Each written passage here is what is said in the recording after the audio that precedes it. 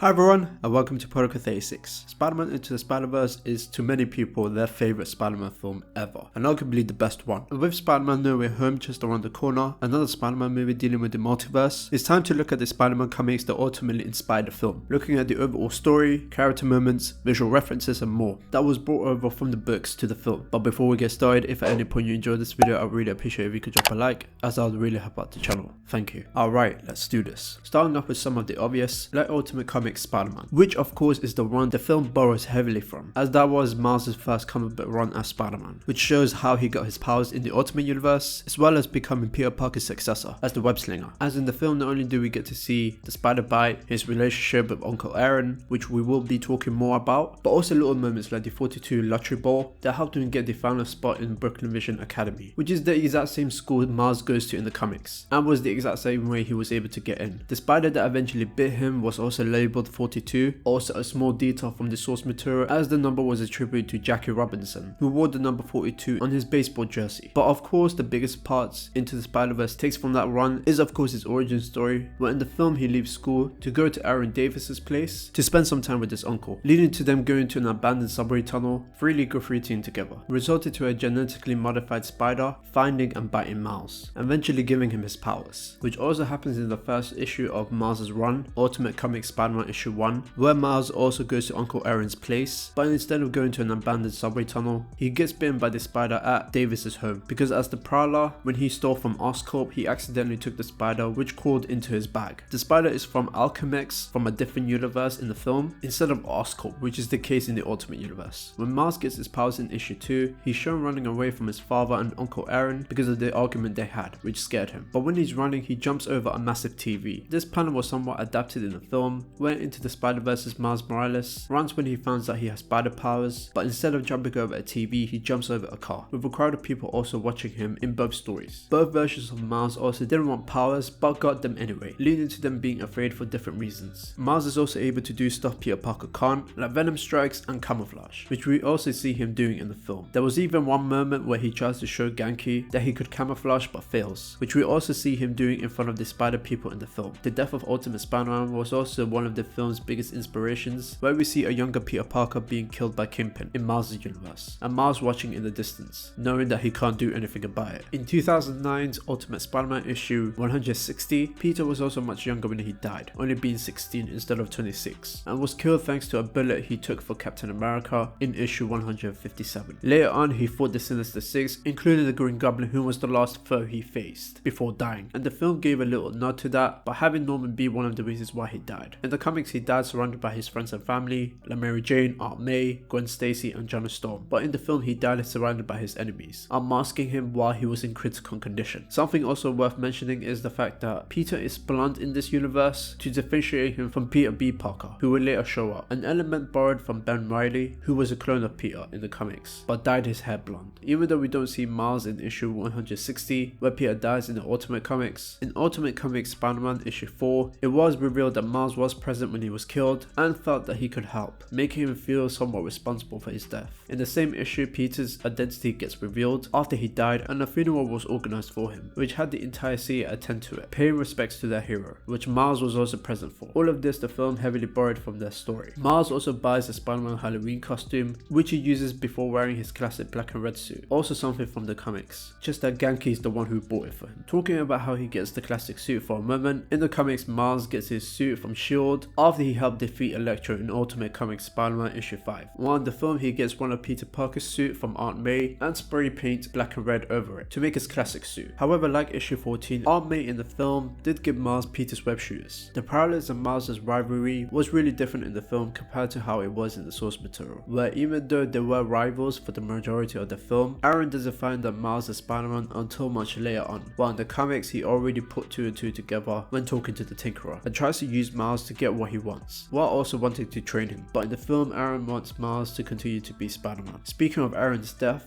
how he dies is also pretty different, as after Miles reveals to his uncle that he's the Spider-Man he was chasing, Aaron refused to listen to Kingpin's direct order and chose not to hurt his nephew, sacrificing his life. In Ultimate Comics Spider-Man issue 12, Miles and Prowler get into a massive fight, but Miles accidentally kills him by using his venom strike on his weapon, causing a huge explosion, killing him. In his final moments, he tells Miles that he's as bad as he is. The other comics that were heavily borrowed for the film was of course 2014's SpiderVerse comic event, where we see pretty much almost every version of Spider-Man from different universes appearing in that event to fight the Inheritors, who were hunting them down throughout the comic. Also borrowing the term Spider-Verse from that comic. Even though the film didn't take the overall story from that book, it was loosely based on it, by having the different types of Spider people team up and work together, like Spider-Man Noir, Spider-Gwen, Penny Parker who goes by SPDR, and Spider-Ham. In fact, both Spider-Gwen and Penny Parker were both introduced in that event, specifically in the Edge of Spider-Verse comics, issue 2 and issue 5 respectively, where the origins in the film were very accurate to the source material, like Gwen being bitten by the radioactive spider, also going by Spider-Woman, being part of a band called the Mary Janes, being friends with Peter Parker, and having him turn into a version of the Lizard, who died fighting Spider-Gwen, upsetting her, all of which we see in the film. Her and Miles having a potential romance was also something done in the comics. In the film, they also have a thing for each other, but both versions pretty much ended the same, with them being friends. SPDR's backstory was also taken from Edge of Spider-Verse, specifically issue 5, as mentioned before, where we see her getting bitten by her spider, developing a connection with it, and getting an SPDR armor, which was also piloted by her father, who we found out died in the story, all of which we see in the film, and her father passing away was also something mentioned in the film. Spider-Man Noir and Spider-Ham also gets their backstory explained. For Noir, he was based on his run in 2009, titled the same name, specifically from Spider-Man Noir issue 2, where one of the supernatural spiders bit Peter, giving him his iconic powers, including organic webbing. His Earth was also based on the 1930s, during the Great Depression, also carrying a gun, which he's known to do in the source material. Spider-Ham's backstory, on the other hand, was also shown in Peter Porker's The Spectacular Spider-Ham, issue 15, where he was actually a spider named Peter, who was bitten by a radioactive pig, which turned him into a pig, keeping his spider-like abilities, minus the webbing, forcing him to make his web shooters. The pig who bit him was actually May Parker, or in this universe, May Porker, who later thinks is her nephew, which the film also borrowed from. He also mentions that he works for the Daily Bugle and lives in the universe where animals talk, which was also adapted to the film. Both versions of Peter Parker's origin stories,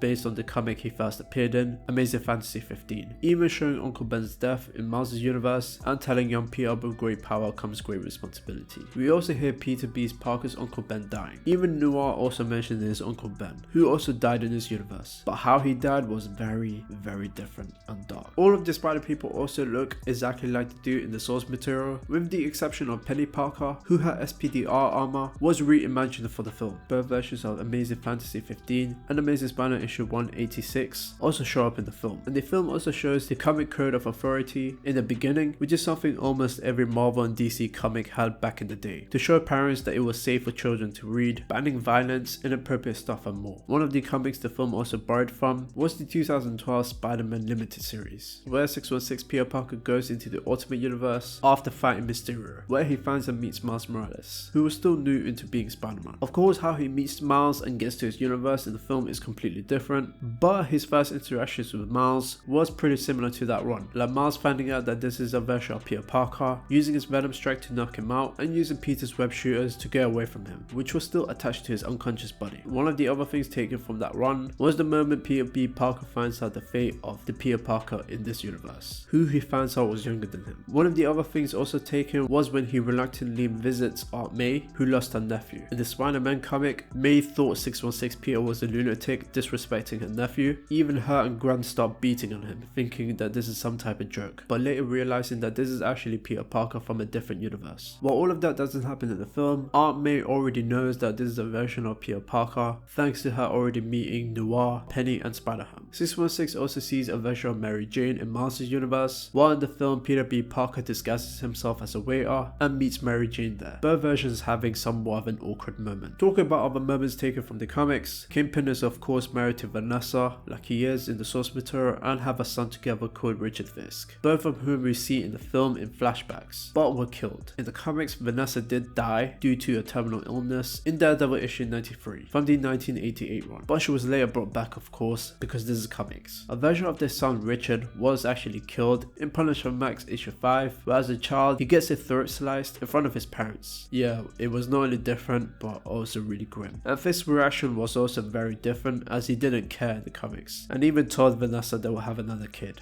Yikes. Kingpin in the comics also had other supervillains working for him. During the film, it was Green Goblin, Doc Ock, Tombstone, Prowler, and Scorpion, most of them being inspired by the Ultimate versions when it comes to the design, especially the Green Goblin and Prowler. Scorpion a little bit, but was mostly an exaggerated look from his 616 look, and Tombstone pretty much looks exactly like he did in the classic 616 universe. Doc Ock in the film is of course Olivia Octavius instead of Otto, gender bending the character but still remaining everything that makes her Doc Ock. Her being female was of course a massive twist in the film, but there are a few versions of Doc Ock who are females, like Coraline Traynor, who's Lady Octopus in the comics and was a protege of Otto, which the filmmakers clearly used her design for Olivia in the film, but also Serena Patel, who is Doc Ock in 2099, and first appeared in the video game Spider-Man Shattered Dimensions. Even though the Spider Cave was an original idea for the film and was inspired by the Bat Cave from the Batman comics, the things in it are from Spider-Man comics, like the Spider-Mobile, the Spider Circle from the Ultimate Spider-Man TV show, which also later appeared in the 616 comics during the all new or different Amazing Spider-Man run in 2015, but of course looking very different. Most of the different types of suits are also from the comics, like the Iron Spider, Spider Armor Mark 1 and 2, and Spider-Man's suit, which the colors are reversed, looking a lot like Webman, which is an evil version of Spider-Man created by Dr. Doom, the Secret War suit given to him by Nick Fury in a Vision evolved Latveria, the Spider-Man suit with a cape, most likely from the comic What If Spider-Man Never Became a Crime Fighter, stealth suit, electro-proof suit, the Insomniac suit from the Marvel Spider-Man games, and of course the classic red and blue Spider-Man suit. The cape also contains pictures of Spider-Man's villains, some that are in the film but others we don't see, like Shocker, the Rose, who's Fisk's son in the comics, but must be someone else in this universe, Hammerhead, and the Enforcers. Others we've already seen like Kingpin, Prowler, and Tombstone. In addition, when Peter B. Parker is explaining his backstory, we also see him getting married, his Aunt May dying, separating with Mary Jane, elements of course taken from the comics, though Aunt May has been revived, or in some cases her death was faked, and Peter and MJ didn't get married in a Jewish ceremony, but in a Christian ceremony instead. I'm not going to really get into Peter Parker's religion too much because it's widely debated upon, but there have been different versions of Peter Parker who are Jewish, like apparently Andrew Garfield's Peter Parker and of course Peter B. Parker in the film. And sometimes in the comics, writers have Peter say Yiddish words. In the source material they did separate in an infamous story called One More Day, where Peter made a deal with Mephisto to give up his marriage so that he could keep Aunt May alive. Obviously they weren't divorced in that story, but did cause them to not get married anymore. Well, in the film they divorced because Peter didn't want kids. In the end though, he did get back with Mary Jane and most likely had a child together, or at least was implied, but we'll find out in the sequel. His middle name being the letter B is also a nod to his mother name in the comics, that being Benjamin. The Earth names and where they come from is exactly like the comics, like Peter B. Parker being from Earth 616, which is the main Marvel Comics universe, Miles' universe being Earth 1610, which in the comics is the Ultimate Universe, Earth 65 is the home of Spider-Gwen, Earth 8311 being the universe where Spider-Ham comes from, Earth 90214 which belongs to Spider-Man Noir, and Earth 14512 being Penny Parker's Earth. Jefferson Davis having a complicated relationship with his brother is also pretty similar in the comics, where he also looks down on him and doesn't want Miles to be like him. Hating Spider-Man in the film is also something not too far from the source material, where he also looks down upon superpowered individual, including Miles as the new Spider-Man, but he didn't know Miles was the new Spider-Man until much later on, which at one point in the film is also the case, which was the moment he thought he was responsible for Aaron's death. Jefferson also being a police officer was also something from the comics used for the film. In the comics he also has a complicated past with S.H.I.E.L.D., which also involved the Kingpin too, something they obviously didn't really get into in Into the Spider-Verse. Like in the comics, Miles is also half Puerto Rican from his mother's side, and we also see him and Brio speak Spanish to each other, which is really cool. When Miles saves Gwen, visually it looks very similar to Andrew Garfield's Spider-Man trying to save Gwen in the Amazing Spider-Man 2, but obviously couldn't, which was taken from the Amazing Spider-Man issue 121, also known as the night Gwen Stacy died, but in the film of course they didn't have her die, but was used to make audiences feel afraid. In the post-credit scene we also see Spider-Man 2099, Miguel O'Hara looking exactly like he does in the comics, with an AI he also has in the comics called Lila, and we also see him go into Earth 67, which is of course the 60s Spider-Man animated series, to recreate the iconic meme, which is hilarious. Also one last thing, the 1999 one, Peter Parker Spider-Man issue 35, might have also been a comic that inspired a film where a young African American kid believes Spider-Man is black like him, which pretty much states Miles Morales' last few words in the film film, with him saying that anyone can wear the mask and be Spider-Man. Something also Stan Lee commented on as one of the many reasons people love the character so much. But yeah, this is what I can find when it comes to the Spider-Man comics that inspired Spider-Man Into the Spider-Verse. And I hope you guys enjoyed. If there's anything I've missed, please let me know in the comments down below. I would love to hear your thoughts. Next week we'll be doing Spider-Man Far From Home, which will be the last video in the series, which is perfect timing for Spider-Man No Way Home. So I would love it if you stay tuned for that. Don't forget to follow me on Instagram and Twitter. If you enjoyed this video, please like, and one more subscribe. To begin, Protocol 36.